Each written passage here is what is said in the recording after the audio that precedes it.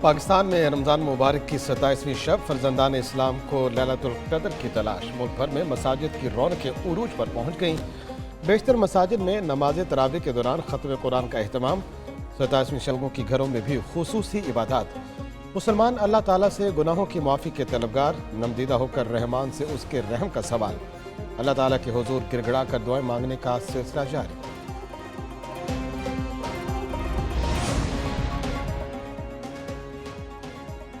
وزیر اعظم شہباز شریف کی مسجد نبوی صلی اللہ علیہ وآلہ وسلم میں عشاء کی نماز اور نوافل کی ادائیگی، روضہ رسول صلی اللہ علیہ وآلہ وسلم پر حاضری بھی دی۔ وزیر اعظم کی امت مسلمہ اور ملک و قوم کی ترقی اور خوشحالی کے لیے خصوصی دعا۔ فلسطین اور مقبوضہ جموں کشمیر کے مظلوم مسلمانوں کے حق میں بھی دعا کی۔ وزیر اعلیٰ پنجاب مریم نواز شریف کی بھی روضہ رسول صلی اللہ علیہ وآلہ وسلم پر حاضری۔ وزیر اعلیٰ کی امت مسلمہ اور ملک و قوم کی ترقی اور خوشحالی کے لیے خصوصی دعا۔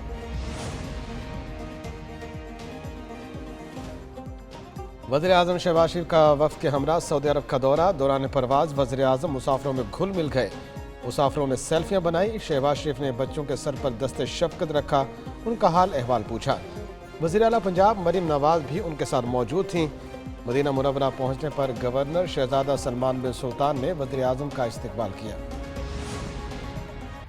ملک بھر میں عید شاپنگ کا سلسلہ جاری۔ عید قریب آتے ہی خواتین کی بے قراری، نت نئے فیشن کے ساتھ عید پر کیا پہنیں فیصلہ ہونا باقی۔ مردوں اور بچوں کو بھی پسندیدہ کپڑوں کی تلاش۔ کراچی کے بازاروں میں خریداروں کا رش، خواتین کی بڑی تعداد شاپنگ میں مصروف۔ کوئٹہ میں کپڑوں کے ساتھ میچنگ باسکٹ اور جوتوں کی ڈیمانڈ بڑھ گئی۔ ملتان میں خوبصورت خصے کی فروخت میں اضافہ۔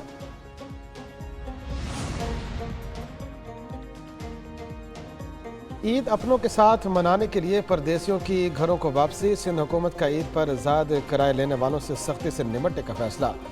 چینی صوبائی وزیر شجر انعام میمن کہتے ہیں اضافی کرایہ لینے والوں کے خلاف کارروائی ہوگی۔ ٹرانسپورٹ اتھارٹی کے افسر کی چھٹیاں بھی منسوخ کر دیں۔ عوام کو ریلیف دینے کے لیے پرعزم ہے، مسافروں کو پریشان کرنے والوں کو معاف نہیں کریں گے۔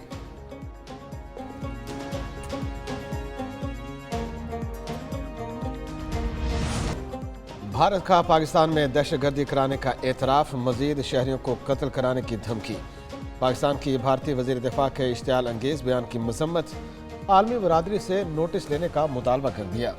ترجمان دفتر خارجہ کہتی ہیں بھارت کا پاکستانی شہریوں کو نشانہ بنانے کا دعویٰ جرم کا اعتراف ہے۔ عالمی برادری بھارت سے غیر قانونی اقدامات پر جواب طلب کرے۔ پاکستان کسی بھی جارحیت کے خلاف اپنی خود مختاری کے تحفظ کے لیے پرعزم ہے۔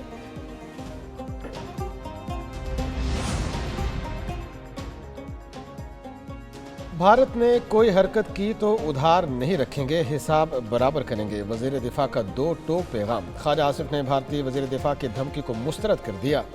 کہتے ہیں بھارت نے ایڈونچر کی کوشش کی تو منہ توڑ جواب ملے گا۔ بھارت کا حساب پہلے بھی فوری طور پر چکایا تھا۔ وزیر اطلاعات عطا اللہ طاہر نے کہا گارڈین میں بھارتی دہشت گردی کے انکشافات کیے گئے۔ عالمی برادری بھارتی دہشت گردی کا نوٹس لے، ملک کی سالمیت پر کوئی آنچ نہیں آنے دیں گے۔ بشام حملہ، حکومت کا غفلت کے مرتکب افسروں کے خلاف کارروائی کا اعلان۔ وفاقی وزیر اطلاعات عطا اللہ طاہر کہتے ہیں وزیر اعظم نے حملے پر انکوائری کمیٹی تشکیل دی۔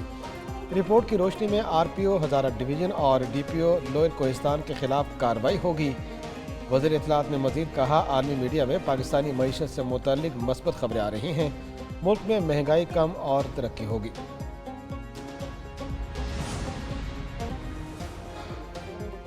نئے آئی جی اسلام آباد کی تعیناتی، پنجاب حکومت نے علی ناصر رضوی کی خدمات وفاق کے سپرد کرنے سے انکار کر دیا۔ آئی جی پنجاب کی درخواست پر وزیر اعلیٰ مریم نواز نے علی ناصر رضوی کو پنجاب سے ریلیو نہ کرنے کی ہدایت کی۔ اسٹیبلشمنٹ ڈویژن نے آئی جی اسلام آباد کے لیے سینئر افسروں کا پینل مانگ لیا۔ وزارت داخلہ نے سینئر پولیس افسر سرفراز احمد فلکی کے نام پر غور شروع کر دیا۔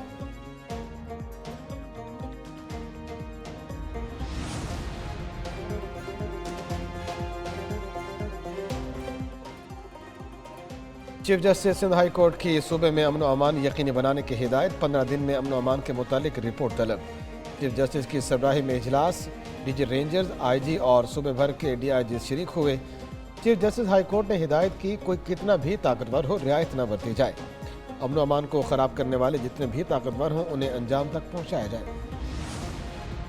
ایل ڈی اے منصوبوں کا جائزہ، سٹاف کی مانیٹرنگ کا میکانزم بنانے کی ہدایت۔ دوسری جانب لاہور میں لائن سفاری پارک کھول دیا گیا۔ سینئر وزیر مریم اورنگزیب کہتی ہیں عید پر بچے یہاں آ کر لطف اٹھائیں، لائن سفاری پارک کا باقاعدہ افتتاح وزیر اعلیٰ کریں گی۔